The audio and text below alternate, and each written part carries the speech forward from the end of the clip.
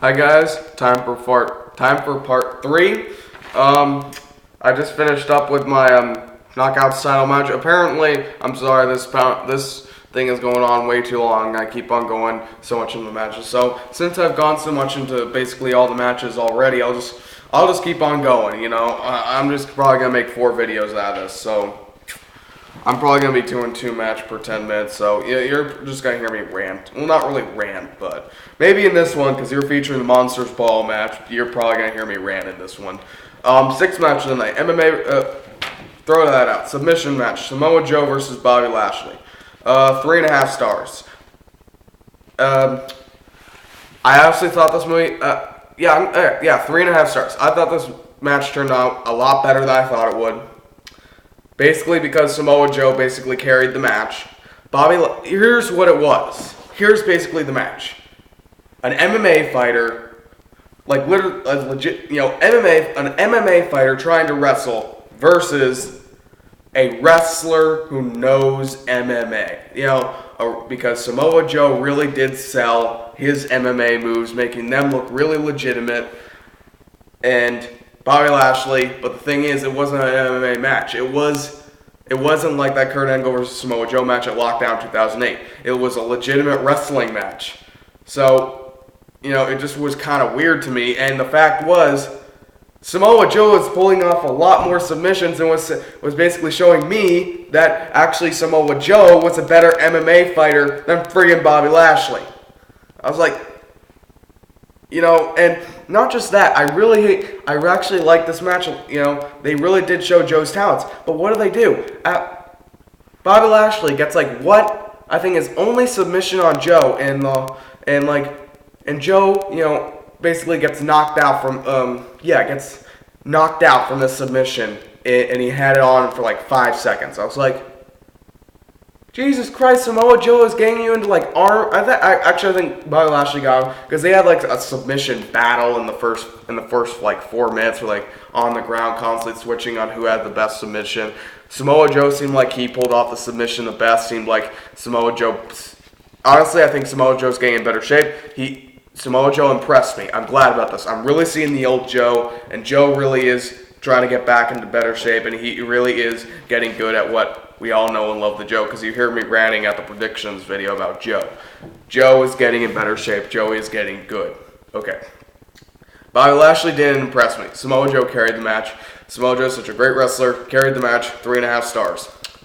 7th match of the night. Monsters Ball match.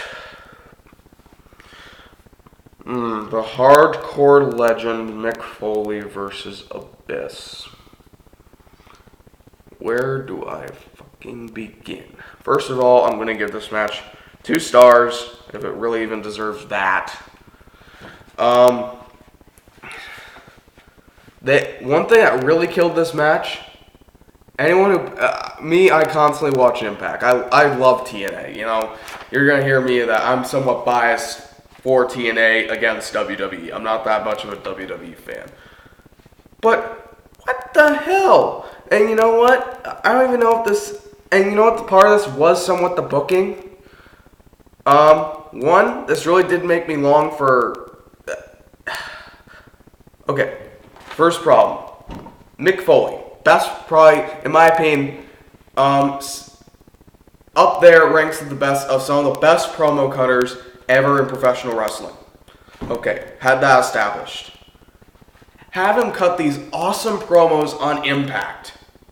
And part of this match, even though I really wasn't looking forward to the match itself, those promos really did get me excited for this pay-per-view.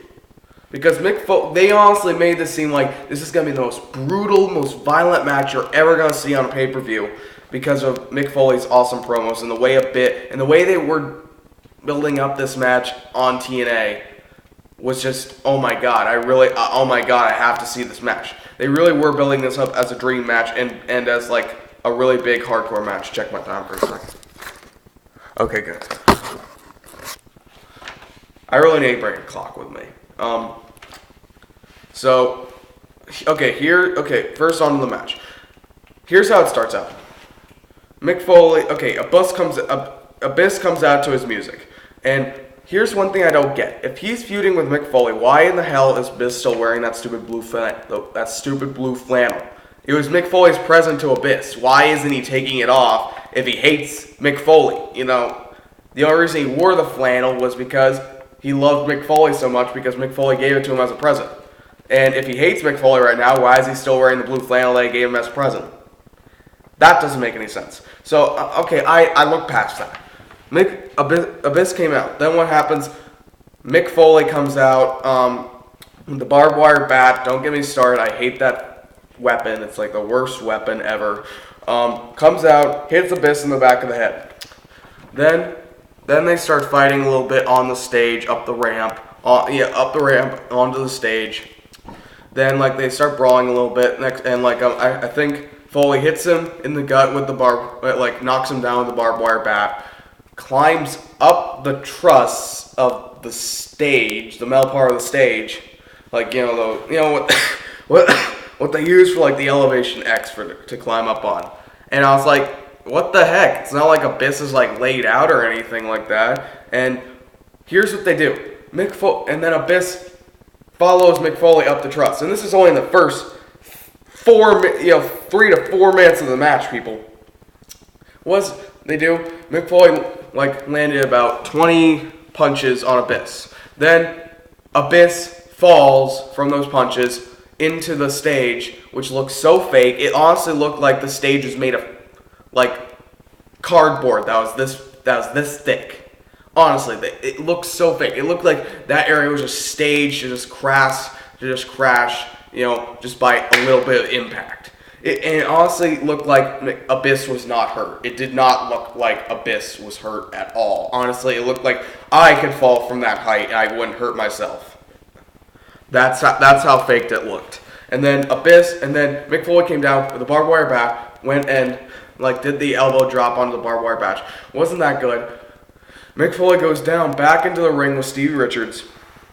And for something really, really stupid, to make it even more fake as it already was, you had Abyss come out from under the ramp, and you can see this rectangle just pop up, and I was like, what the hell? Is this a movie stage? I was like, oh my god, this is so bad.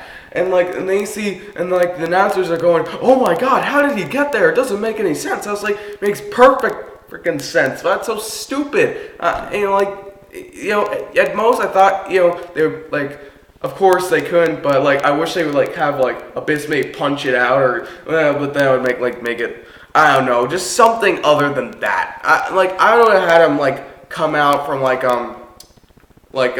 ramp, here's the ramp, and then the ring facing towards you. Give me a second. God damn it. Okay. Let me continue. 2 minutes. Basically, then went, okay, so that was I need to say the first 5 minutes of the match because that was a really big part of the match. Then they started using the barbed wire.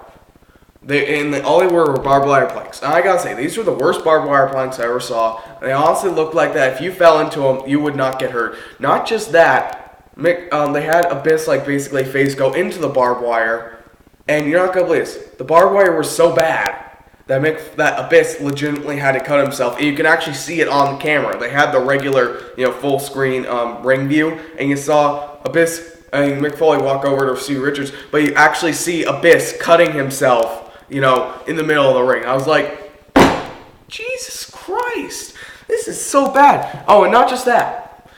The biggest part, I'm just going to leave it at this. Abyss wins. Abyss wins by everyone know. Surprisingly, I don't think Mick Foley went to any thumbtacks, but Steve Richards went to thumbtacks. And I proved the most hardcore person in this match was Daphne. Because she took a choke slam, she was on top of this thing, on top of the ropes, and then Abyss choke slammed her into a barbed wire plank that was from the apron to the, give me a second. Damn it. To the railing. So basically, she went through the barbed wire. Daphne is more hardcore than any of those two wrestlers. So you know what? Suck my nuts. Abyss and Mick Foley. No offense, I love Mick Foley. Okay, but you know what? A girl beat you out in a hardcore match. Done. On to part 4.